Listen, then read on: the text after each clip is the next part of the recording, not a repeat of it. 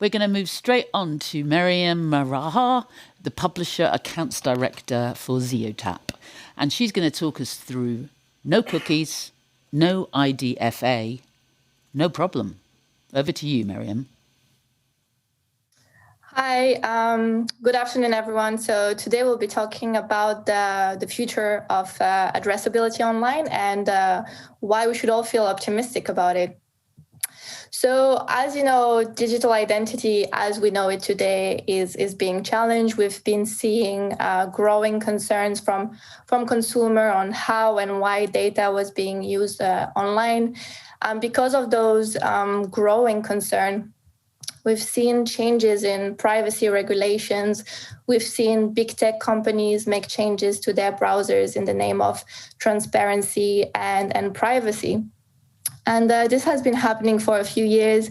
It started with Apple and ITP in 2017. It's been followed by more stringent regulation with GDPR in 2018, followed by CCPA in 2020. And we've really started to see a new sense of urgency in the market, a lot more conversation around the cookieless future following the announcement by Google that it will phase out third-party cookies by 2022. So there's obviously growing challenges around areas like audience profiling, but also measurement, attribution. So that being said, why should we feel optimistic about the future? I think the first thing that we need to discuss, we need to take this angle of the consumer experience. The changes that are happening currently, they're happening for the benefit of the consumer. The changes in regulation, they're made to protect the consumer. Also, what we're seeing with the third-party cookieless future in the horizon is a real shift back to first-party data. What we're really seeing in the digital ecosystem is brands and publishers engaging in a lot more active conversations with the consumers. Before, marketers, they could trade on audiences with third-party cookies. They were doing so with minimal interaction with the end user.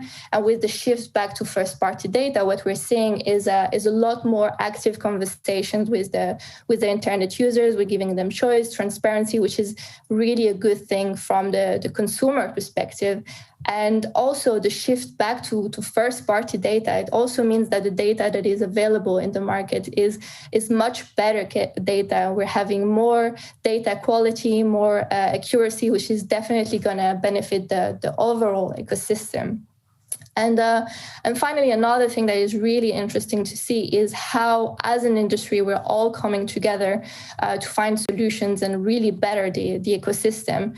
And for example, if you look at universal ID initiatives, those are initiatives where all the partners in the ecosystem, they're coming together to solve those challenges. And that's definitely a really positive signal for the ecosystem.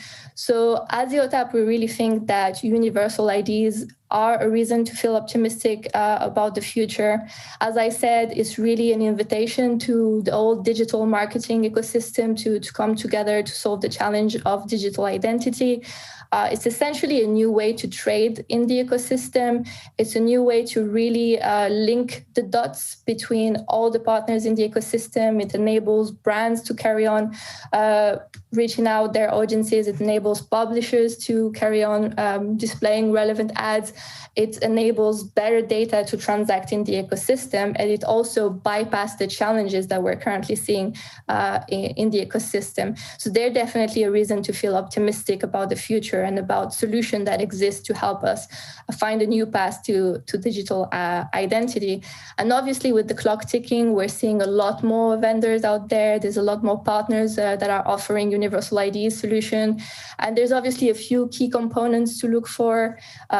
Ease of integration is really important, making sure that you're opting for a solution that is relevant in the geos where you operate in is really important. Security is obviously really important. But also we think that making sure that you're having a solution that will work well with other identifiers is really key. We at Zeotap, we've developed our own solution called ID+, and we made sure that is really interoperable, that it will really work well with other identifiers, because we think that a winning strategy is an open strategy. And finally, to answer the question about how we will emerge stronger, I will say, obviously, stay ready, stay on top of the changes that are happening currently in the ecosystem, look for identity solutions. Obviously, we're having a lot more talk around the cookieless future. We're having a lot more conversation about what we can solve those challenges.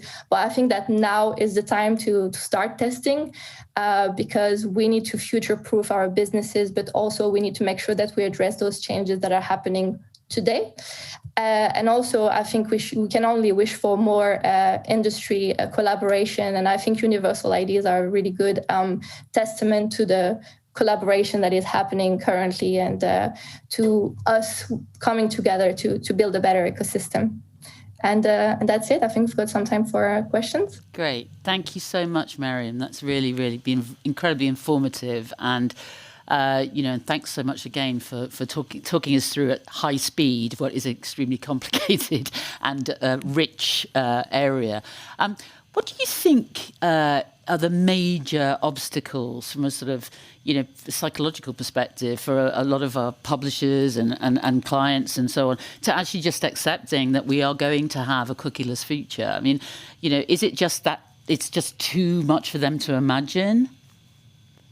I don't think there are obstacles from the publishers in the sense that they're not accepting that there is a cookieless future. I think that I'm seeing really positive signals from the market. We're seeing publishers really looking at solutions. We're seeing a lot more strategies going on with really strengthening that first-party data strategy. I think publishers, they're really using the next few months to test and try, which is really important. And I can only stress how important it is to really start testing right now. Okay, great. Well, let's look forward to hearing the results of those tests. Thanks so very much, Meryem.